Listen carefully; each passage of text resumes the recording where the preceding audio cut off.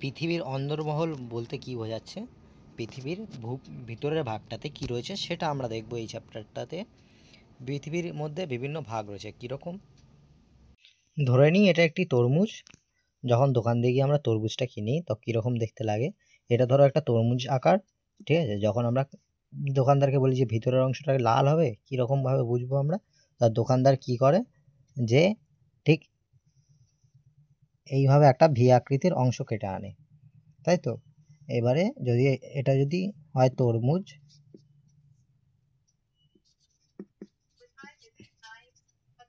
এটা যদি হয় তরমুজ, এটা তাহলে তার ভিতরি অংশ। ঠিক তেমনিভাবে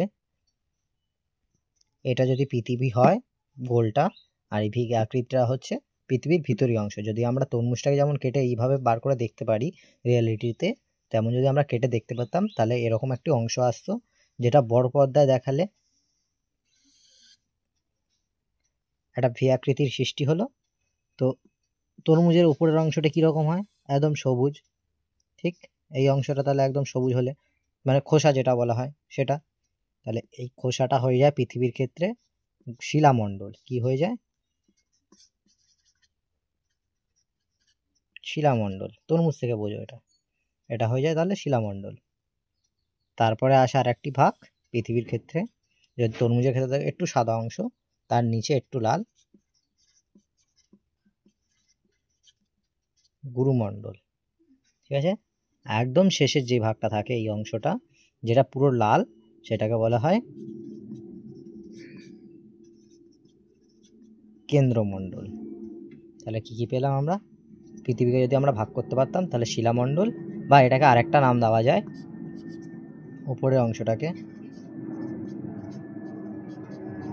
ভূত্বক। ঠিক আছে, তাহলে কি কি পেলাম? শিলামণ্ডল বা ভূত্বক, গুরুমণ্ডল, কেন্দ্রমণ্ডল। এবারে কি পড়তে হবে আমাদের? তাহলে পৃথিবীকে ভাগ করলে আমরা কটা পাচ্ছি? তিনটি ভাগ, শিলামণ্ডল, গুরুমণ্ডল, কেন্দ্রমণ্ডল। এটা হ্যাঁ ঠিকই তো আছে, কেন্দ্রমণ্ডল। ঠিক আছে, এবার এই চ্যাপ্টারে আমাদের প্রথম পড়তে হবে যে এই যে এই ভাগ, এরও বিভিন্ন ভাগ রয়েছে, তাহলে সেই ভাগগুলো আমাদের পড়তে হবে। কীরকম ভাগ? ধরো এই আমি একটু বড় করে এখানে এঁকে নিচ্ছি ছবিটা। আমি কী লিখলাম? শিলা, গুরু, কেন্দ্র, মানে শিলামণ্ডল, গুরুমণ্ডল, কেন্দ্রমণ্ডল। এবার এদের বিভিন্ন ভাগ কী কী পড়তে হবে? রেখা। কী কী রেখা? মানে হচ্ছে দুটোকে বিভক্ত করা হয়। কীরকমভাবে বিভক্ত করা হয়েছে যদি দেখি আমরা, ভূত্বক ও গুরুমণ্ডলের মাঝে কী রয়েছে? মেহ।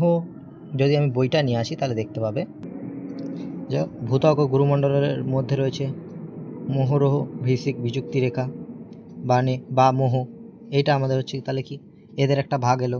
গুরুমণ্ডল ও শিলামণ্ডলের মাঝে একটা রেখা, সে পাচ্ছি কীরকম? দেখো, প্রথমে বললাম এই বিযুক্তি রেখা, তারপরে আবার ওদের একটা ভাগ রয়েছে কীরকম, ক্রোপসীমা ও নিপসীমার মাঝে রয়েছে রেপ্তিক বিযুক্তি রেখা।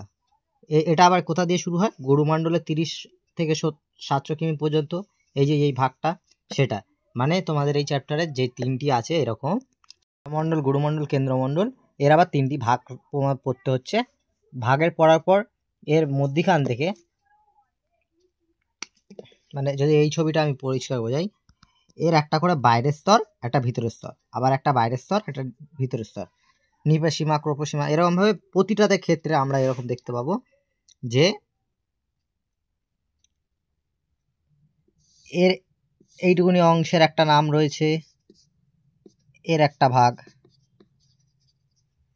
তারপরে কি, গুরুমণ্ডলের যদি আমরা একটু চ্যাপ্টারটা উল্টাই, পেজটা উল্টাতে হবে না, এই যে এখানে দেখো রয়েছে ভূত্বক বিযুক্তি রেখা কাকে বলে, এবার কনরাড বিযুক্তি রেখা কি।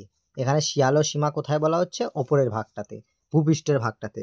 তার মানে আবার এখানে একটা ভাগ, এইখানে একটা ভাগ, এরকম বিভিন্ন ভাগ রয়েছে এই চ্যাপ্টারে। তোমাদের এই ভাগগুলো পড়তে হবে। তাছাড়া আর এই চ্যাপ্টার দিয়ে কী কী পড়তে হয় পৃথিবীর অন্তর্ভাগে আমি লিখে দেখাচ্ছি, দাঁড়াও। আমাদের এখান থেকে কী পড়তে হচ্ছে দেখো, বিভিন্ন অভ্যন্তরীণ মণ্ডল, 2 বিভিন্ন বিযুক্তি রেখার কথা, 3 বিভিন্ন উপাদান। এবার এখানে বিভিন্ন উপাদানের মধ্যে কী কী রয়েছে, ধরুন এখানে পেলাম প্রথম একটা ক্রোপসীমা, নিপসীমা, তারপরে সীমা, শিয়াল, এরকম বিভিন্ন জিনিস আমরা এখানে পাবো।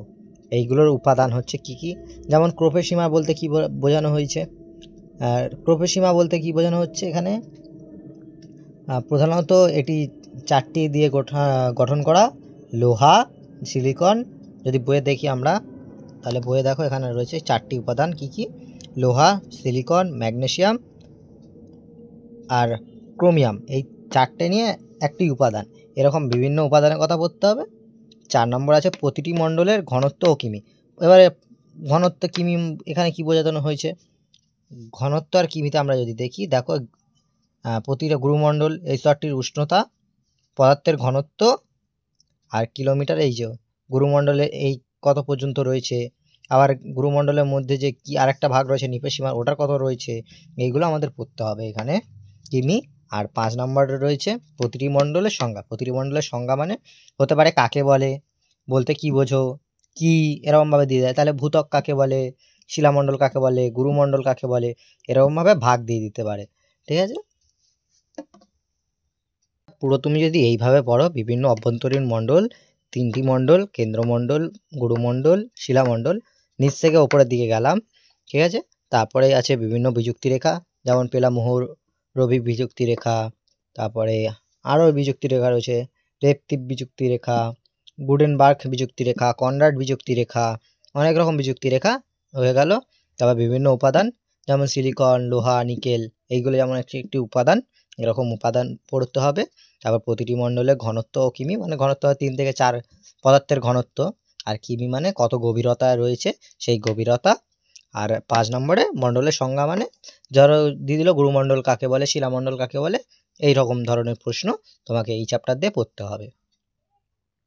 আর তোমরা যারা যারা নোটস চাইছো, নোটস আমি 2-3 দিনের মধ্যে দেখছি দিয়ে দেওয়ার। তোমরা হোয়াটসঅ্যাপ চ্যানেলটা জয়েন করে নিও।